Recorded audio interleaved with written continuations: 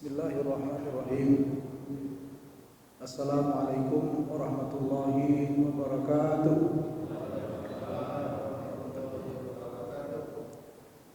Alhamdulillah, wassalatu wassalamu ala habibin mustafa sayyidina wa nabina wa habibina wa syafi'ina wa bukhrina wa maulana Muhammad wa ala alihi wa sahbihi wa man da'a bi da'watihi ila yaumil qiyamah. Amma ba'd. Bapak-bapak, ibu-ibu, hadirin wa hadirat yang masyaallah seluruh yang dirahmati Allah Subhanahu wa taala. Alhamdulillah, kita bersyukur kepada Allah Subhanahu wa taala pada siang hari ini kita berada di majelis ilmu. Satu majelis yang paling berkah di muka bumi. Allah Subhanahu wa taala memberikan kita istiqomah dan keberkahan majelis ini betul-betul berpengaruh kepada diri kita, keluarga dan kehidupan kita sehari-hari. Salawat dan salam kita sampaikan kepada junjungan besar Muhammad sallallahu alaihi wasallam. Semoga kita mendapat syafaat beliau di hari akhirat nanti insyaallah. Bapak Ibu hadirin hadirat yang berbahagia,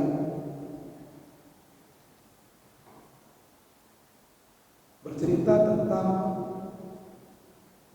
atau membahas tentang meneladani Rasulullah SAW dalam berkarya.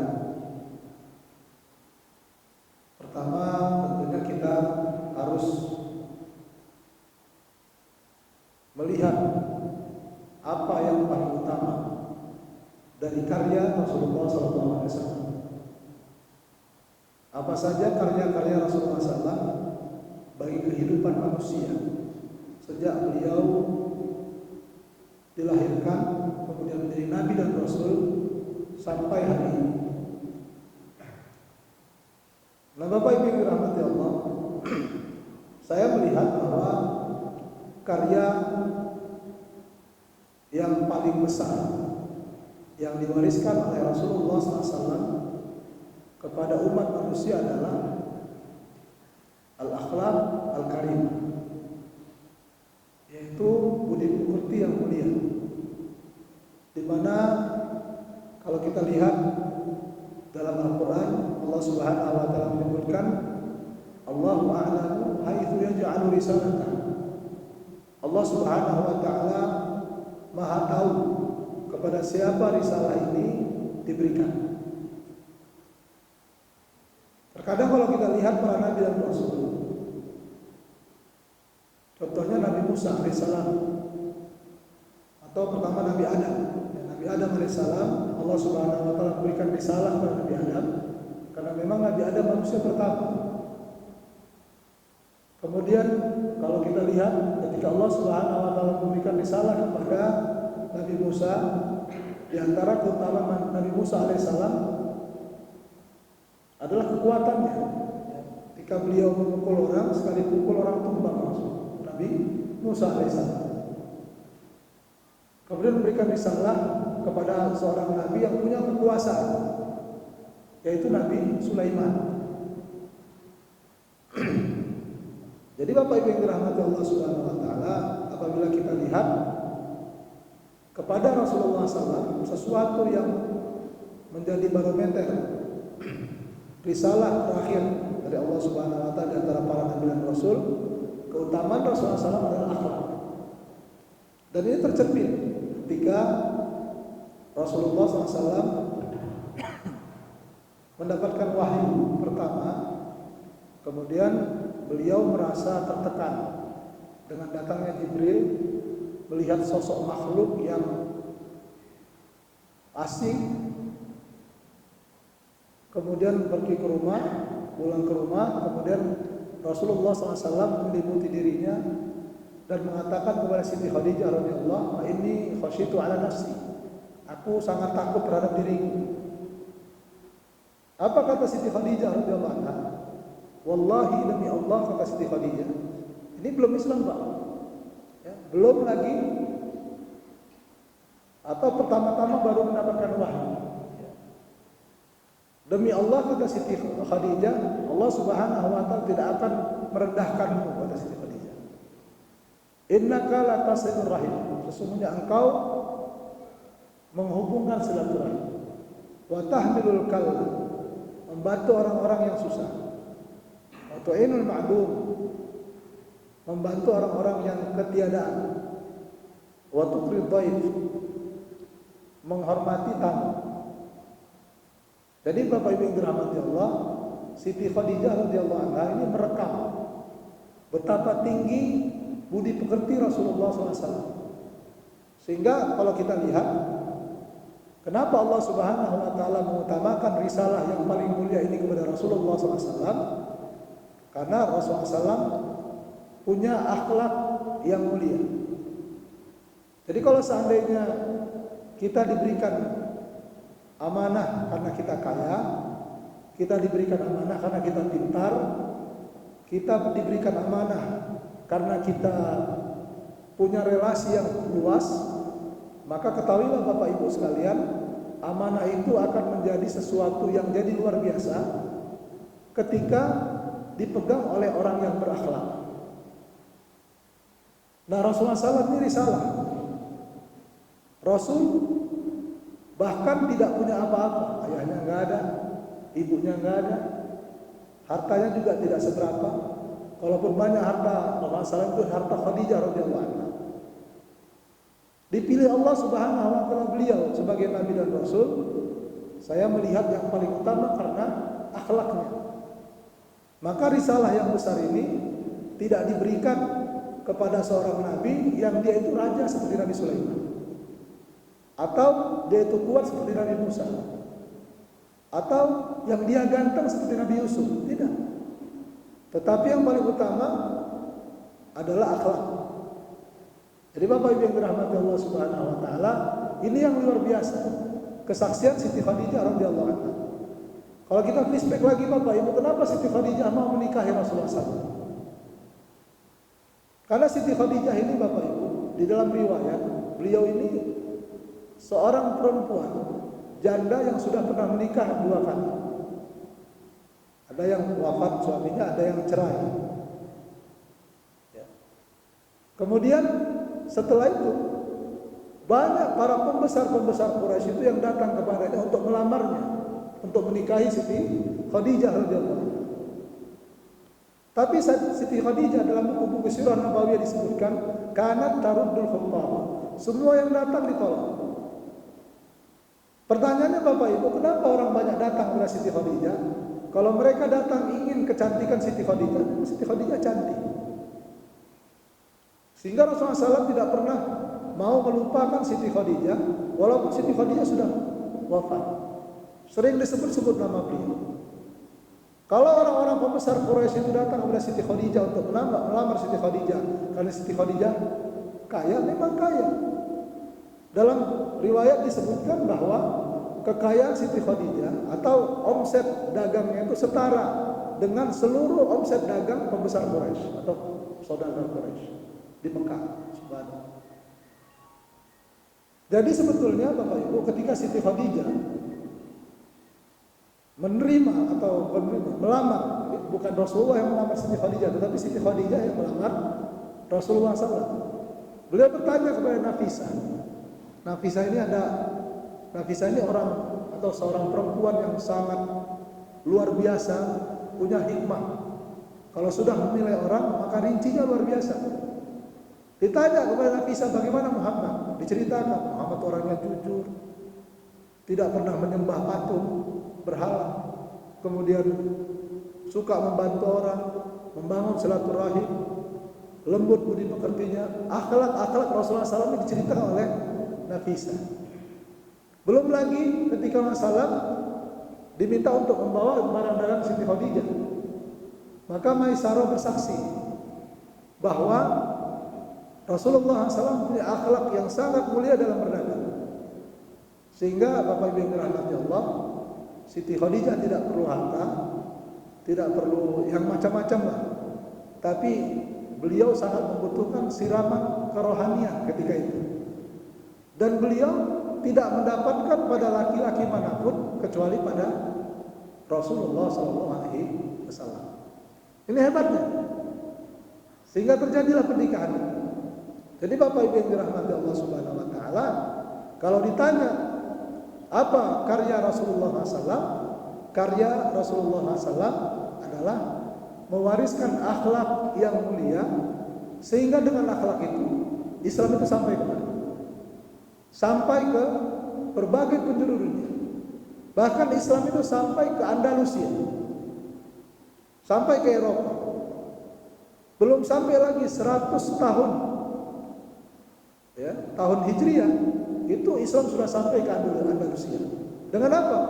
Bukan dengan senjatanya, tetapi dengan akhlak yang diwariskan Rasulullah SAW kepada para sahabat, kepada umat. Sampai itu ke Andalusia.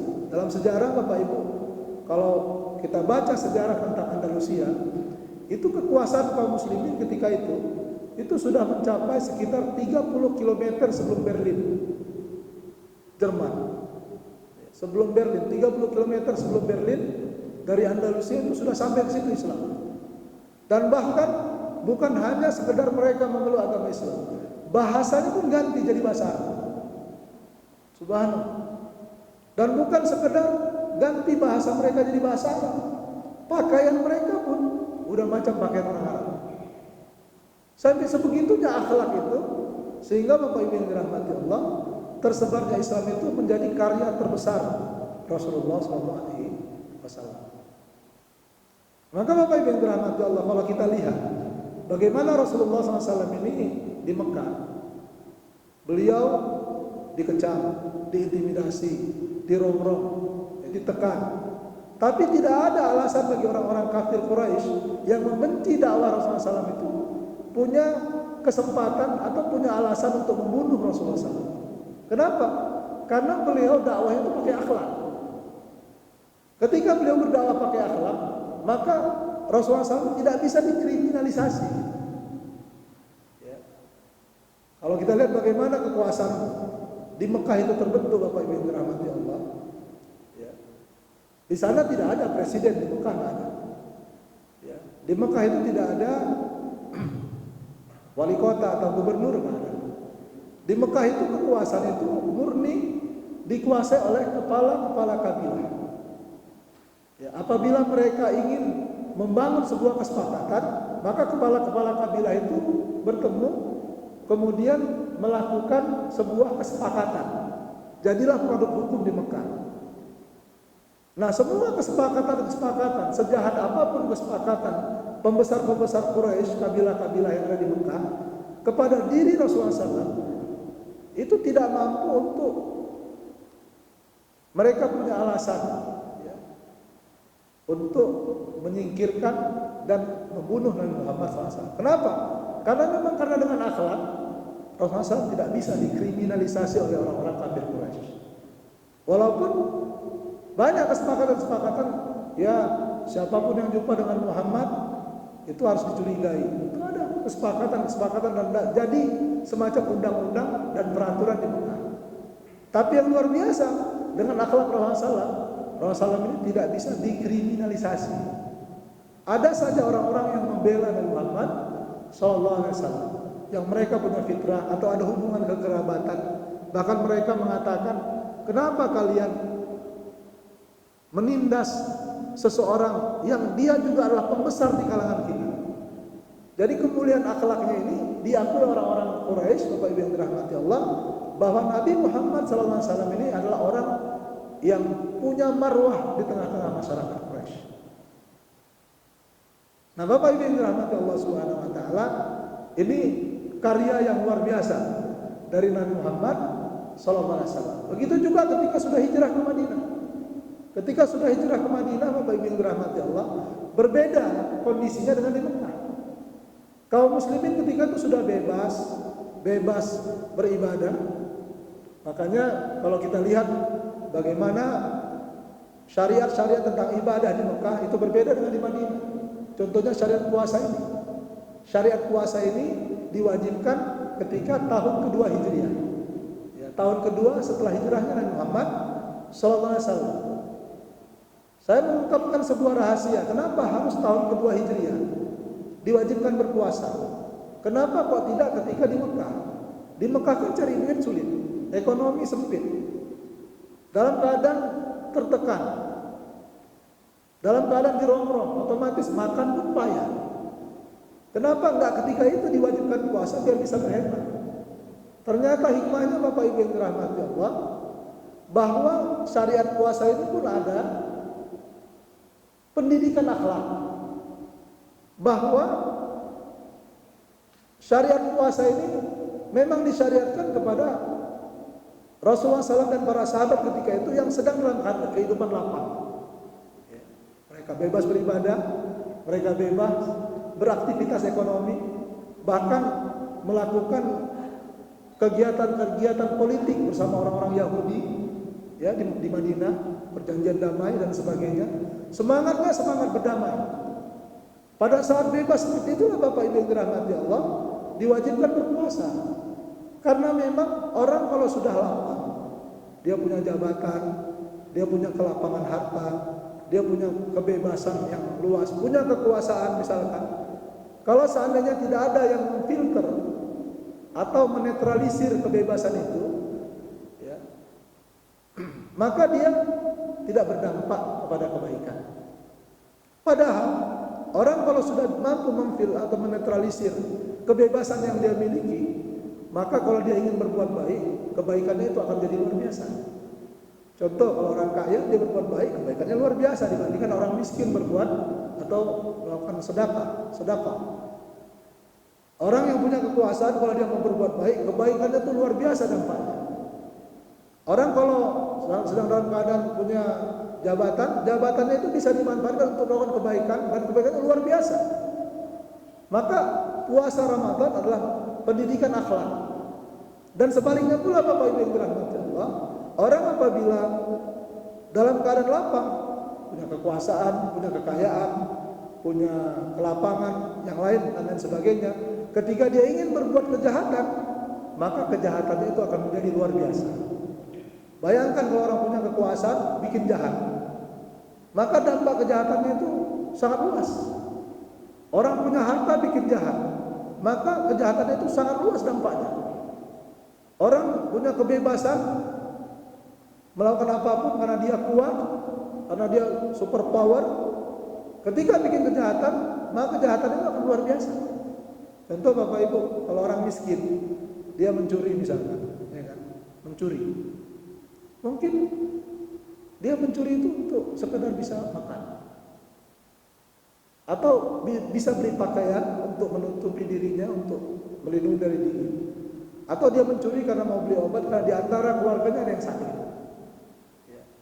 Kalaupun ada yang dirugikan, mungkin yang dirugikan kalau misalkan dia maling kereta misalkan, yang rugi hanya yang punya kereta, sepeda motor. Tapi kalau orang kaya maling, mencuri Bapak Ibu yang dirahmati Allah, atau orang punya kekuasaan mencuri, subhanallah, nggak cukup ya. Perlu mencuri pertama untuk mengamankan kasus pencuriannya, ya kan? Kemudian yang kedua perlu juga untuk memaksimalkan pencitraannya. Dia mencuri, misalkan dia curi 100, 50% untuk pencitraan, yang dengannya dia bisa seperti bersedekah ke masjid hasil curiannya, untuk sedekah di ke masjid, untuk ngasih makan anak yatim dengan pencitraan dan lain sebagainya, sehingga tertutupilah. Tapi itulah dampak yang luar biasa ketika orang punya kekuasaan, punya kekayaan, melakukan kejahatan. Maka ketika pada saat itulah Rasulullah SAW dan para sahabat di tahun kedua Hijriah itu diwajibkan untuk berpuasa. Dalam rangka apa? Supaya Rasulullah SAW dan para sahabat ketika diberikan Allah Subhanahu Wa Taala ujian ke lapangan, maka ujian ke lapangan itu lulus dengan puasa di bulan Ramadan. Jadi Bapak Ibu yang dirahmati Allah Subhanahu Wa Taala, semua ibadah itulah dalam rangka untuk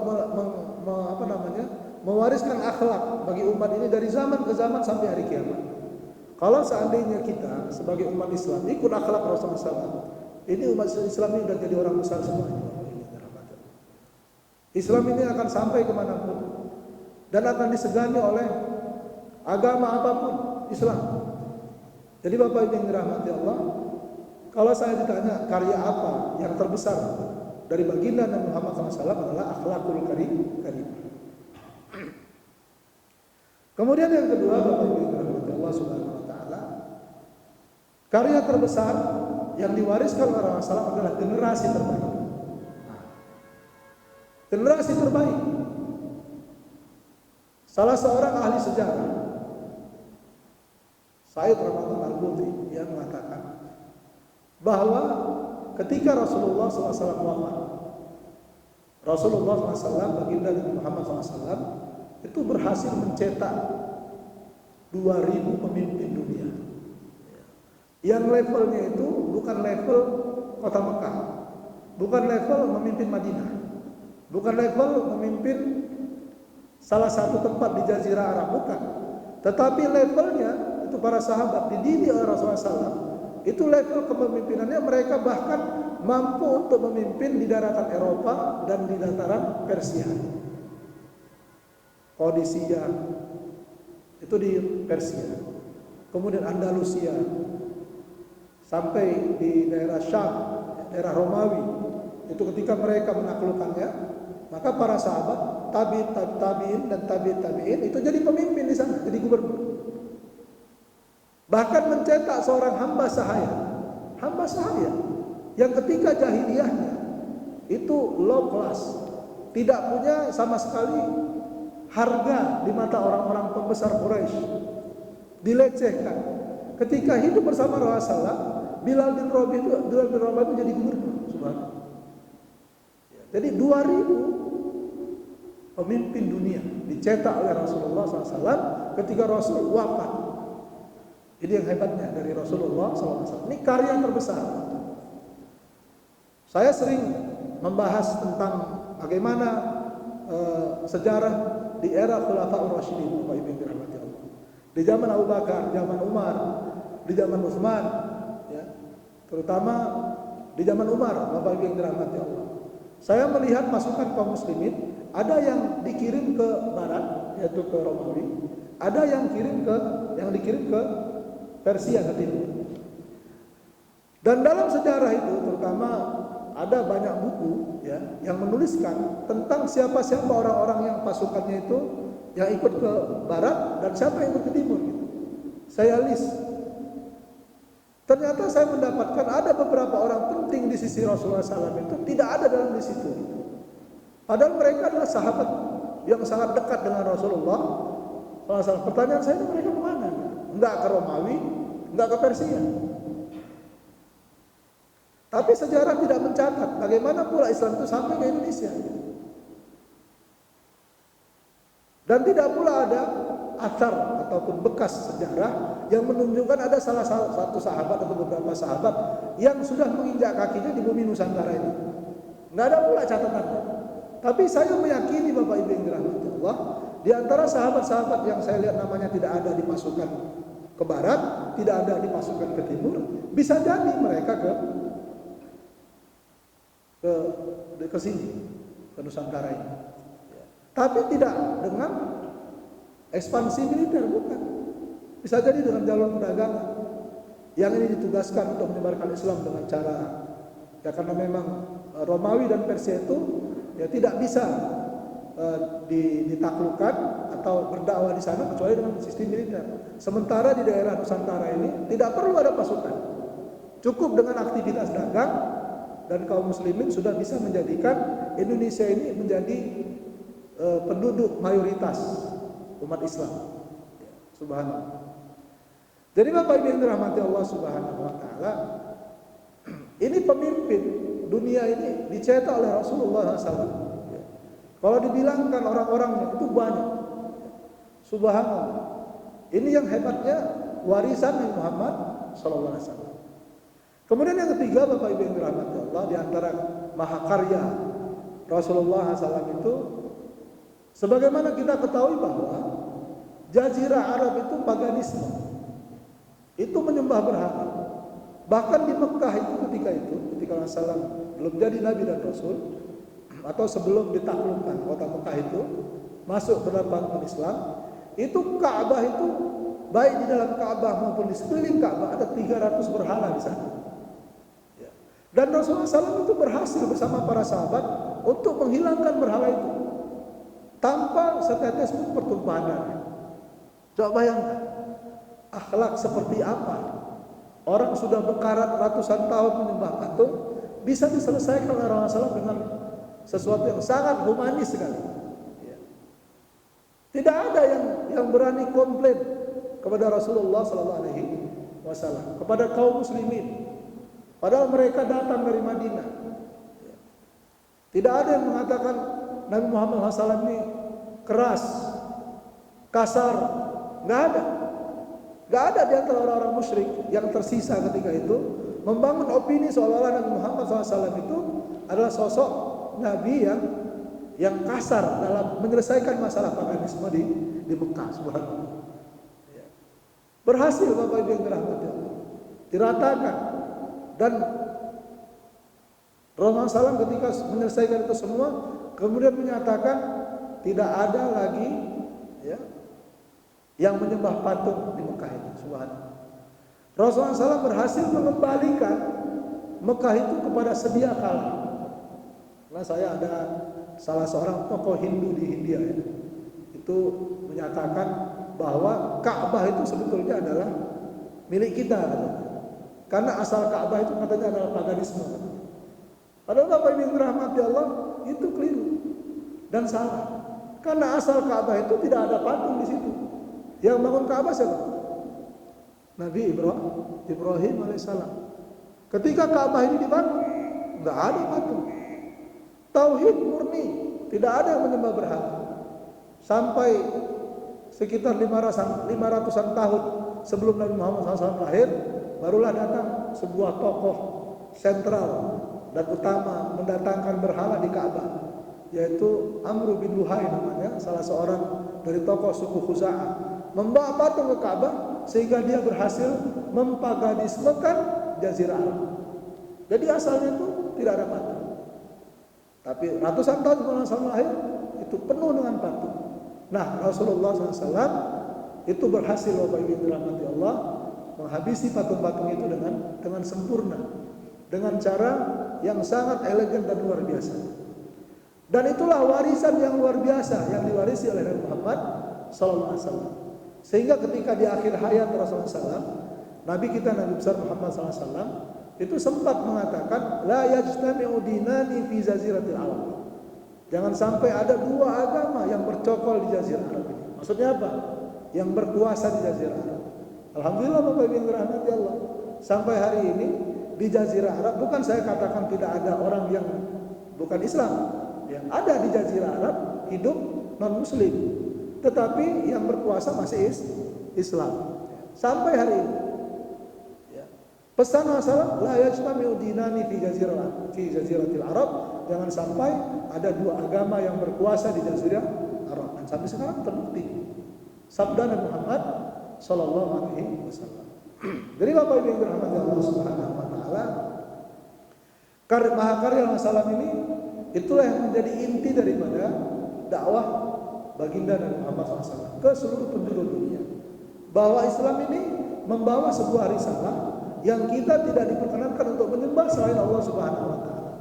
Hanya Allah Subhanahu wa taala semata yang wajib kita sembah. Dan jangan sampai ada sesuatu yang kita anggap disembah selain Allah Subhanahu wa taala. Siapapun itu dan apapun bentuknya.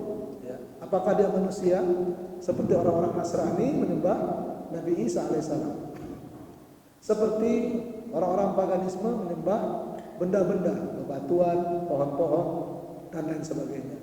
Jadi Bapak Ibu yang dirahmati Allah, inilah prestasi mahakarya Rasulullah SAW yang luar biasa. Kemudian Bapak Ibu yang dirahmati Allah, bagaimana cara Rasulullah mewariskan ini yang beberapa hal, tiga hal mahakarya ini. Yang pertama akhlak, kemudian yang kedua Bapak Ibu yang dirahmati Allah, 2000 pemimpin yang berkualitas internasional. Kemudian yang ketiga, mampu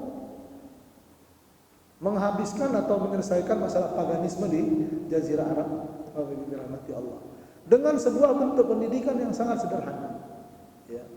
Maka kalau kita lihat Bapak Ibu yang dirahmati Allah, Al-Quranul Karim ini pendidikan yang luar biasa. Kemudian sholat 5 waktu, pendidikan yang luar biasa. Puasa Ramadan juga pendidikan yang luar biasa. Di zaman Rasulullah SAW itu tidak ada yang namanya sekolah seperti di zaman kita. Bahkan di zaman Rasulullah SAW itu yang paling banyak itu adalah orang-orang yang tidak bisa membaca dan menulis. Tetapi semangatnya Bapak Ibu yang dirahmati Allah, semangatnya ketika berperang, kemudian di antara tawanan ada yang mampu membaca dan menulis, tawanan ini diberikan ke lapangan kalau mereka mengajarkan umat Islam membaca dan menulis. Nggak ada sekolah. Pusat pemerintah, pusat pendidikan di Madinah itu hanya masjid. Ini warisan yang keempat, masjid. Masjid menjadi pusat pendidikan. Tidak ada SPP. Ya, kalau kita Bapak Ibu mungkin pusing juga kita mikirkan SPP, ya kan? Belum lagi uang pendaftaran. Tetapi subhanallah Bapak Ibu yang dirahmati Allah, para sahabat yang dididik oleh Rasulullah SAW di masjid ini, ya, nggak ada S1, nggak ada S2, S3, apalagi profesor nggak ada gelar. Tetapi subhanallah, ketika ini diwariskan turun temurun Bapak Ibu yang dirahmati Allah, bermunculan para ulama yang menemukan berbagai macam bidang ilmu. Dikala itu barat dalam keadaan kegelapan, masa kegelapannya, ya, keterbelakangan, itu barat. Ya, Ibnu Sina, Ibnu Hayyan dan lain sebagainya, Ibnu Rushd dan lain sebagainya Bapak Ibu yang dirahmati Allah. Pendidikan yang luar biasa. Dan subhanallah pendidikan ini Bapak Ibu yang dirahmati Allah membuat Rasulullah SAW dan para sahabat dan umat Islam punya mental yang kuat, mental baja luar biasa. Mereka ketika diperintahkan untuk mengeluarkan harta, mereka keluarkan. Bahkan untuk mengorbankan nyawa, mereka korbankan. Pendidikan seperti apa yang mampu mendidik manusia seperti yang dididik oleh Muhammad SAW? Tidak ada. Ada seorang perempuan di perang Uhud. Dia kirim anaknya untuk perang Uhud. Ketika usai perang kan banyak kaum muslimin yang terbunuh ketika itu. Bapak Ibu yang dirahmati Allah, ketika dikabarkan kepada perempuan ini, anakmu si fulan syahid, tenang aja dia, nggak ada dia meraung-raung, santai. Kenapa? Karena dia tahu itulah yang harus dipersembahkan kepada Allah Subhanahu wa Ta'ala. Nah, Bapak Ibu yang dirahmati Allah Subhanahu wa Ta'ala, pendidikan seperti inilah yang ditekankan kepada Rasulullah SAW dari Allah Subhanahu wa Ta'ala, sehingga mereka menjadi orang-orang yang luar biasa, pemberani. Kemudian wala yakhafu laumata laim, ya, orang menghinakan mereka, mengejek mereka, dibilang kolot, dibilang bodoh, terserah saja. Yang penting garis lurus hanya kepada Allah Subhanahu wa Ta'ala. Jadi Bapak Ibu yang dirahmati Allah Subhanahu wa Ta'ala, begitulah yang dilakukan Rasulullah SAW. Mereka mendidik anak-anak dengan Al-Quran Al-Karim, dengan sholat di waktu sehari semalam, sehingga mereka merasakan itu. Kita lihat bagaimana para sahabat di bulan Ramadan, ketika di zaman Umar bin Khattab radhiyallahu anhu, tarawihnya itu berlomba-lomba Bapak Ibu yang dirahmati Allah, berlomba-lomba. Orang Madinah tarawih awalnya mungkin 8 rakaat, ya, qiyamul lail di bulan Ramadan. Ketika melihat orang Mekah, enaklah orang itu walaupun 8 rakaat atau 11 rakaat di Mekah, tapi mereka habis tarawih, habis witir, mereka bisa tawaf di Ka'bah. Sementara kita di Madinah tidak ada Ka'bah. Disitulah sejarahnya, sehingga qiyamul lail Ramadan itu dilakukan di zaman Umar bin Khattab sebanyak 23 rakaat. Dan yang 23 rakaat ini ternyata juga digelar Mekah. Sehingga Bapak Ibu yang dirahmati Allah, dalam riwayat sampai 40-an rakaat mereka salat tarawih di Madinah ini. Ya kan? Sehingga Bapak Ibu yang dirahmati Allah, orang Mekah juga bisa sholat dengan jumlah yang sama. Dan akhirnya orang Madinah, Bapak Ibu yang dirahmati Allah, karena fastabiqul khairat, ya, ingin supaya menjadi yang terdepan dalam beribadah kepada Allah Subhanahu wa Ta'ala. Mereka sholat tarawih misalkan 23 rakaat, tetapi itu mereka lakukan sampai subuh. Subhanallah, itu yang mereka lakukan. Ini kalau saya ceritakan kepada Bapak Ibu sekalian, ya, bisa nggak kita tarawih seperti itu? Mungkin nggak bisa. Kita akan menyatakan dalam diri kita itu jadi beban yang berat bagi kita kalau kita tarawihnya seperti itu. Tapi ketika kalau seandainya kita hidup di zaman itu, maka kita akan merasakan mereka itu melakukan tarawih seperti itu, Bapak Ibu yang dirahmati Allah, bukan karena perintah atau dipaksa, bukan. Tapi karena mereka yang menginginkannya. Mereka yang menginginkan baca Al-Quran khatam 1 hari. 1 hari khatam atau 3 hari khatam. Mereka yang menginginkan salat qiyamul lail itu khatam Al-Quran dari mulai habis isya sampai subuh. Mereka yang menginginkan karena mereka tahu betul yang namanya qiyamul lail itu salat sunnah. Salat sunnah. Kalau seandainya pun kita tidak qiyamul lail tak berdosa. Tapi kenapa mereka melakukan khataman Al-Quran dengan sedemikian rupa, kemudian qiyamul lail dengan sedemikian rupa? Karena mereka merasakan dengan bacaan Al-Quran dan qiyamul lail yang luar biasa dengan Ramadan itu membuat mereka terdidik luar biasa. Menjadi orang-orang yang kuat mentalnya, imannya, menjadi kuat interaksinya dengan Allah Subhanahu wa taala, menjadi kokoh ketika banyaknya godaan-godaan yang ada di hadapan mereka. Ya. Mereka rasakan.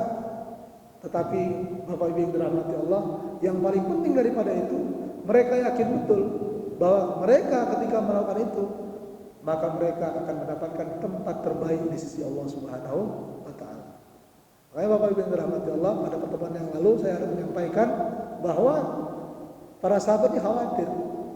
Wahai Rasulullah, kami di sini ini bersamamu, bisa jumpa denganmu kapanpun. Nanti engkau kalau sudah wafat atau kami sudah wafat, bisa jadi nanti kita di akhirat tidak ketemu, wahai Rasulullah. Kami sangat takut sekali di akhirat tidak berjumpa denganmu. Para sahabat luar biasa, Bapak Ibu yang dirahmati Allah. Walaupun nanti kami masuk surga sekalipun tidak mungkin kami menempati surga yang sederajat dengan surga yang diberikan Allah kepadamu, wahai Rasulullah. Mereka sedih sampai menangis untuk menyampaikan itu kepada Rasulullah SAW. Maka Rasulullah mengatakan untuk menghibur mereka, anta wa man ahbabta fil jannah. Engkau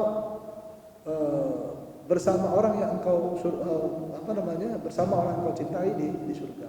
Jadi Bapak Ibu yang dirahmati Allah Subhanahu wa taala, begitulah hebatnya generasi terbaik ya. Mewarisi dan meneladani akhlak Muhammad SAW, meneladani Rasulullah SAW untuk menciptakan karya-karya besar. Dan mereka melanjutkan, dan alhamdulillah, ya, ibaratnya Bapak Ibu yang dirahmati Allah, kalau Madinah itu zaman dulu itu dibandingkan Romawi, dibandingkan Persia, itu kalau sekarang ini Pak ibarat Amerika atau Rusia dengan sedang bedagi, ya, besar dan kecilnya itu. Tapi subhanallah, kota kecil Madinah itu mampu menyinari seluruh penjuru alam raya ini, dan Islam ada di manapun. Alhamdulillah. Inilah warisan terbesar yang diberikan oleh Rasulullah kepada umat ini. Dan kita tugasnya melanjutkan. Dimanapun kita berada di keluarga kita, sudah berapa besar kita meneladani Rasulullah untuk menciptakan karya-karya di dalam keluarga kita. Kemudian di tempat kerja kita, sudah seberapa besar keteladanan kita kepada Rasulullah sehingga kita menciptakan karya-karya di tempat kerja kita. Saya yakin Bapak Ibu, kalau Bapak Ibu meneladani Rasulullah dalam menciptakan karya-karya sebagaimana yang telah dirintis oleh Rasulullah di tempat kerja kita, saya yakin bahwa Bapak Ibu akan mendapatkan posisi terbaik. Ya, sebagaimana Allah Subhanahu wa taala mengangkat derajat Rasulullah dan para sahabat. Begitu juga kepada masyarakat kita, kepada keluarga kita, kepada kerabat kita, kepada handai tolan kita, kepada teman-teman kita. Seberapa besar kita mampu menciptakan karya-karya sebagaimana Rasulullah SAW. Nah, Bapak Ibu dirahmati Allah, ini mungkin yang bisa saya sampaikan. Saya mohon izin, mungkin saya bisa sampai 10 menit lagi, ya, karena ada tugas yang lain yang mesti saya tunaikan. Bisa setelah ini kalau ada yang ingin bertanya, dipersilakan. Aku qouli hadza wa astaghfirullah li wa lakum. Saya mohon maaf sekali lagi karena suara saya agak serak. Mungkin bapak-bapak, ibu-ibu pun mendengarnya kurang enak ya, Pak ya. Terasa juga di sini nampaknya ya, rasanya, apalagi puasa. Ya, kalau seandainya ini tidak puasa, saya bisa minum kan. Tapi karena tidak puasa ya, saya mohon maaf kalau seandainya Bapak Ibu merasakan suara saya kurang nyaman di pendengaran Bapak-bapak Ibu sekalian. Mudah-mudahan kita bisa mengambil hikmah dari pertemuan ini. Aku qouli hadza wa astaghfirullah li wa lakum. Wassalamualaikum warahmatullahi wabarakatuh.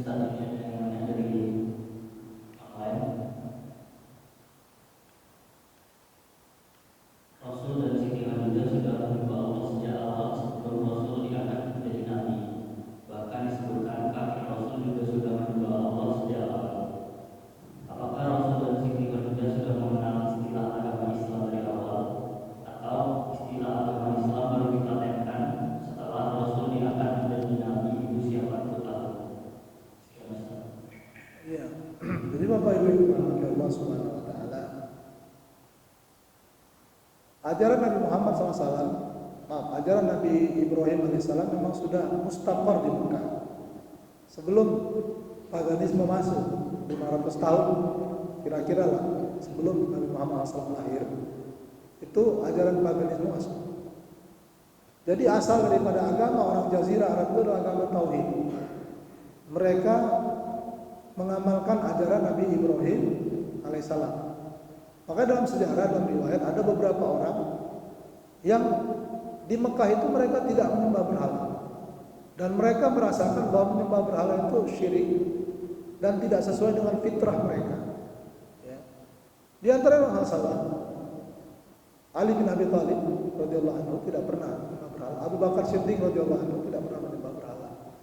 Dan beberapa sahabat sebelum mereka Islam memang tidak pernah menyembah berhala, termasuk Siti Khadijah. Cuman kalau ditanya apa agama mereka, memang tidak disebutkan Bapak Ibu dirahmati Allah dalam riwayat-riwayat. Ada yang mengagak-agak saja. Contohnya Siti Khadijah radhiyallahu anha. Apa agamanya? Ada yang mengatakan agama Siti Khadijah sebelum Rasulullah SAW jadi Nabi dan Rasul itu agamanya Nasrani. Karena beliau ikut pamannya Waraqah bin Naufal yang beragama Nasrani ketika itu. Ya. Ketika Nabi Muhammad SAW diutus menjadi Nabi dan Rasul, maka Siti Khadijah ikut Nabi Muhammad SAW dan ikut agama Rasulullah SAW. Bahkan Waraqah bin Naufal ketika didatangkan Nabi Muhammad SAW pada awal mendapatkan wahyu, Waraqah bin Naufal ini Bapak Ibu yang dirahmati Allah Subhanahu Wa Taala mengatakan, kalau seandainya aku masih hidup, ketika engkau diusir oleh kaummu, maka aku akan membantumu untuk menolongmu. Artinya Waraqah bin Naufal itu akan ikut Rasulullah SAW. Jadi ada orang-orang yang masih memegang teguh agama Nabi Ibrahim alaihissalam. Ada juga di antara warga Mekah yang memegang teguh agama Nasrani. Tapi kalau seandainya Khadijah radhiyallahu anha sebelum Rasulullah SAW jadi Nabi dan Rasul itu dianggap beragama Nasrani, tidak ada pula riwayat yang menyatakan itu, bahwa dia menyembah Nabi Isa misalkan, atau di rumahnya ada salib misalkan. Nggak ada pula riwayat yang menunjukkan itu. Bisa jadi Khadijah radhiyallahu anha ini agamanya agama fitrah, artinya tidak menyembah berhala, dan dia tidak juga beragama Nasrani, dan dia lebih setuju untuk mengamalkan amal-amalan yang dilakukan oleh orang-orang yang mengikuti agama Nabi Ibrahim, yang cara ibadahnya pun nggak tentu gitu, karena memang sudah terlalu lama, terlalu jauh, dan tidak ada yang mewarisi agama itu. Jadi seperti itulah gambarannya di zaman sebelum Nabi Muhammad SAW jadi Nabi dan Rasul. Wallahu ta'ala a'lam.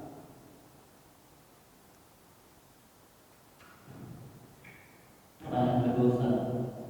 Hadis Rasul bahwa Islam akan dibagi menjadi 73 golongan dan hanya ada satu yang masuk surga. Zaman ini susah sekali menentukan apa yang benar dan apa yang salah. Banyak yang sama-sama. Ada yang menunjukkan bahwa ada yang benar-benar mengikuti Rasul saja yang masuk surga. Jika melakukan apapun yang tidak dilakukan oleh Rasul atau bid'ah, maka tidak termasuk golongan yang masuk surga. Bagaimana cara menentukan pilihan yang benar, Ustaz? Ya. Jadi Bapak Ibu yang dirahmati Allah, memang benar Rasulullah mengatakan ada 73 golongan. Tetapi tidak ada satupun yang dibenarkan untuk mengklaim bahwa golongan fulan, golongan A, golongan B itu masuk neraka. Yang masuk surga hanya golongan C. Ya. Artinya menentukan, nggak ada yang bisa mengklaim. Ya. Rasulullah SAW hanya memberikan rambu-rambu saja. Mana golongan yang salah? Rasulullah ana alaihi wa ashabi. Yang mengikutiku dan sahabat-sahabat itu kata Rasulullah. Itu disebut dengan golongan Ahlus Sunnah wal Jamaah. Artinya Bapak Ibu dirahmati Allah, disimpulkan bahwa golongan yang selamat itu adalah Ahlus Sunnah wal Jamaah. Dengan bahasa Rasulullah, ma ana alaihi wa ashabi. As-sunnah artinya mengikuti sunnah-sunnah Rasulullah SAW. Wa ashabi jamaah. Jamaah ini Bapak Ibu dirahmati Allah, banyak perselisihan yang terjadi di kalangan para sahabat memunculkan sekte-sekte di zaman terdahulu. Contohnya dari perselisihan antara Ali bin Abi Thalib dan Muawiyah, muncul sebuah golongan Syiah yang mereka menganggap bahwa Abu Bakar, Umar, Utsman radhiyallahu anhum ajma'in ini tidak berhak menjadi khalifah. Dan bahkan mereka mengatakan bahwa Abu Bakar, Umar, Utsman orang-orang yang jahat merebut kekuasaan dari Ali bin Abi Thalib. Bahkan Ali bin Abi Thalib tidak pernah menyatakan ungkapan seperti itu. Bahkan Ali bin Abi Thalib ridha ketika Abu Bakar, Umar dan Utsman menjadi khalifah. Ketika ditanya Ali bin Abi Thalib pada saat beliau menjadi khalifah, wahai Amirul Mukminin, di zaman Abu Bakar, Umar dan Utsman ini damai, nggak ada perang macam sekarang. Kenapa kok di zamanmu malah rusak kayak gitu? Apa kata Ali bin Abi Thalib? Wahai fulan, di zaman Umar, di zaman Abu Bakar, di zaman Umar, di zaman Utsman, itu rakyatnya seperti apa? Sementara di zamanku rakyatnya seperti kamu. Ya. Itu menunjukkan apa? Bahwa beliau sangat memuliakan Abu Bakar, Umar dan Utsman radhiyallahu anhum ajma'in. Dari perselisihan dibesar-besarkan muncul sekte-sekte. Ada sekte Syiah Rafidhah yang bahkan mengkafir-kafirkan Abu Bakar, Umar dan Utsman. Ada firqah Khawarij. Kalau bahasa Rasulullah bagi dirahmati Allah, takhiruna salatakum ala salatihim. Kalau kau tengok salat mereka, engkau merasa salatmu ada apa-apanya. Puasa, baca Qur'annya, enggak ada apa-apanya lah ibadah kita dibandingkan ibadah mereka. Rasulullah mengatakan yang rukuna minad din, mereka keluar dari agama kama yang mengkusahmu minar ramiyah, seperti anak panah meluncur dari usulnya. Mereka itu Bapak Ibu yang dirahmati Allah, orang Khawarij, melihat enggak ada yang benar selain mereka. Jadi kalau seandainya ada golongan melihat enggak ada yang benar selain mereka, itu tanda-tanda mereka termasuk golongan yang finnar. Ya. Alhamdulillah. Kemudian Bapak Ibu dirahmati Allah Subhanahu wa taala, terkait dengan bid'ah. Ada perbedaan para ulama menterjemahkan tentang bid'ah. Ada yang mengatakan bid'ah itu sampai kepada tahapan apa yang tidak dibuat Rasulullah maka itu bid'ah. Apa yang tidak dibuat Rasulullah itu bid'ah. Ini sebuah definisi bid'ah oleh satu golongan. Bukan satu golongan. Saya tidak mengatakan itu golongan finnar ke neraka, tidak. Ya. Bahwa Bapak Ibu dirahmati Allah, mereka meyakini apa yang tidak dibuat Rasulullah SAW itu bid'ah dan bid'ah yang sesat. Tetapi ada para ulama yang lain, dan ini juga sesuai dengan pemahaman para sahabat tentang bid'ah, yang mendefinisikan bid'ah yang dhalalah itu adalah sebuah amalan yang tidak ada sandarannya, tidak ada dalilnya. Ya, walaupun itu Rasulullah SAW tidak melakukannya, tapi kalau ada dalilnya, ada sandarannya, maka itu tidak bisa dikatakan bid'ah. Ya, makanya Bapak Ibu dirahmati Allah, sebagian ulama ini yang kedua ini Bapak Ibu dirahmati Allah mengatakan bahwa contohnya sholat tarawih di Imam Salam. Ya, seperti apa tarawih Rasulullah? Rasulullah SAW tarawih bersama para sahabat tidak setiap malam. Kenapa? Karena Rasulullah takut. Rasulullah SAW mengatakan, aku takut nanti ini dianggap wajib melakukan. Maka tidak tiap malam. Tapi para sahabat melakukan tiap malam. Dari sisi sunnahnya, mereka ada sandaran, ada dalil. Tetapi apakah itu dilakukan Rasulullah? Tidak dilakukan. Maka itu tidak dibilang bid'ah. Contohnya lagi bid'ah Bapak Ibu dirahmati Allah, itu di Masjidil Haram. Di Masjidil Haram, Masjid Nabawi, setiap khatmul Quran, imam khatam Quran, ya, itu ketika habis ruku itu baca doa khatam Quran, baca doa khatam Quran. Kalau ditanya apakah Rasulullah pernah melakukan itu, nggak pernah.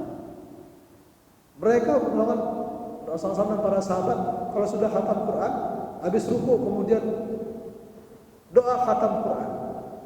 Jadi kalau dari sisi, kalau itu bid'ah menurut pandangan yang pertama, ya, Kalau seandainya itu dianggap bid'ah, ya memang bid'ah. Karena Rasulullah tidak melakukannya. Tetapi pandangan yang kedua, itu ada sandarannya. Bahwa kalau kita khatam Quran, itu kita disunnahkan untuk membaca doa khatam Quran. Adapun kapan dibacanya? Ketika sholat kita kunut, kita boleh membaca doa. Ya silakan. Walaupun asal tidak pernah melakukannya, ada sandarannya. Dan begitu ya taratab yang lain-lain Bapak Ibu yang dirahmati Allah Subhanahu wa taala. Misalkan sholat zuhur tadi zikir bersama-sama gitu. Ya. Astagfirullahaladzim, astagfirullahaladzim, astagfirullahaladzim. Ya kan? Ketika kita berzikir bersama-sama, ada yang mengatakan ini tidak pernah masalah, ini bid'ah. Dan ini dianggap sesat. Tapi bagi kelompok yang kedua, mengatakan ini tidak bid'ah. Kenapa? Karena kita membaca zikir-zikir ataupun istighfar setelah ibadah itu disunnahkan. Bahkan dalam hadis disebutkan mengucapkan subhanallah 33 kali, alhamdulillah 33 kali, Allah Akbar 3 dan disebutkan la ilaha illallah wa la syarika lah, jadi 100 kali. Ini sunnah. Masalah tidak pernah melakukan secara berjamaah. Apakah itu bid'ah? Berjamaah itu pun ada dalilnya.